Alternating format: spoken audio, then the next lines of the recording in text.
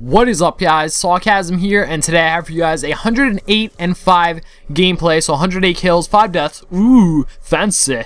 And playing some ground war domination on the map Raid. And people always ask me what game type I play the most, what game type I think is good for 100 pluses.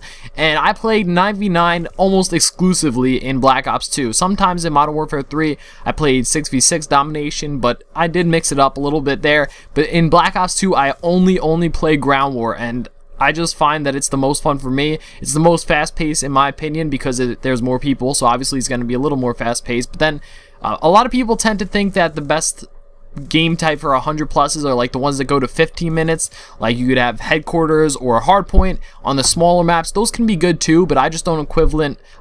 That made zero sense. I don't equivalent. Wow, I'm disappointed. I don't consider like a 15-minute 100 plus equal to a 10-minute 100 plus. I don't know, it's really hard to judge, you know, gameplays based on just a score and a time limit. So that's just something I want to point out real quick. You know, you can't really go base fully on that, but that usually does give you a good indication of how fast-paced the gameplay is. Whether, you know, if the time was super long, it might not have been as fast-paced of a gameplay depending on the score. But it's really hard to tell without actually watching the gameplay. So I don't like to make too many judgments, you know, without actually seeing a gameplay to reference it off of. But in general, I feel like a 10-minute gameplay is going to be a little bit more fast-paced than a like 15-minute gameplay. But then the problem is, you know, the 6v6 maps tend to be a little bit smaller, so it could be fast-paced, don't get me wrong. I'm just saying usually that's what I've noticed, so it happens, whatever. So personally, I like 9v9 domination. That's my favorite game type. I also like kill confirmed quite a bit, but just not as much as domination. And TDM, I'm not a fan of TDM at all. Just sometimes I just play it just because I can, and you know, that's all they give you in ground war. They give you those 3 game types, and that's it. But anyway, guys, this video is I really haven't had a full gameplay commentary in a while, like where I just talk about the gameplay. That's it.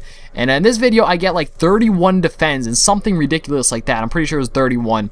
And I get a bunch of points from my swarm, my dogs, and my VSAT. All these points from the defends, the kill streaks, and etc., your assists, they all add up. And that's really something that I want to stress. Like, all these little things really make a huge difference in the long run, because 31 defends, that turns into essentially 8 kills, roughly 8 kills, so just below 8 kills worth of points, because you get 25 points extra for each defense. You get 125 points total, and if you do the math, that's almost like 8 kills. So if you add 8 kills onto your streak, you know, it'd be super hard to get 31 defends on in a single streak. But just in general, you know, a couple kills here and there, it really goes a long way, because there are a lot of times, not only in this gameplay but in every gameplay, where if I would have gotten maybe 100, 200 points more, I could have got my next set of kill streaks. I wouldn't have died off of a swarm or something. And then a lot of times this could potentially get you from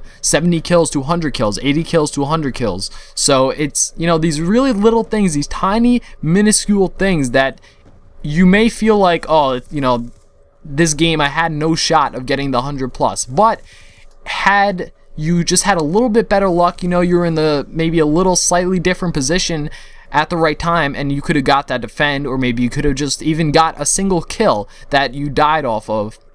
You know, a lot of times it can make a huge difference, and a lot of people tend to look past that. They just look at the big picture, and you know, they're like, oh, I got 70 kills, this was a terrible game, I played like crap. Even though for some people 70 kills is a good game, don't get me wrong. I'm not saying 70 kills is a terrible game, but people just in general, they take the score too much into value. You know, they think that the score means everything, and that kind of goes back to my first point, you know, saying that you can't really judge based on, you can't judge how gameplay is going to be just based on the score, unless it's like something ridiculous. Usually you have an idea that's going to be pretty good, but you can't just get an accurate depiction just from knowing the score, the timer, etc., etc. So anyway, guys, hope you enjoyed. You see how I'm just in their spawn getting a whole bunch of defends, and you know, it's those little things that add up. So keep that in mind next time you're playing and you're getting down on yourself.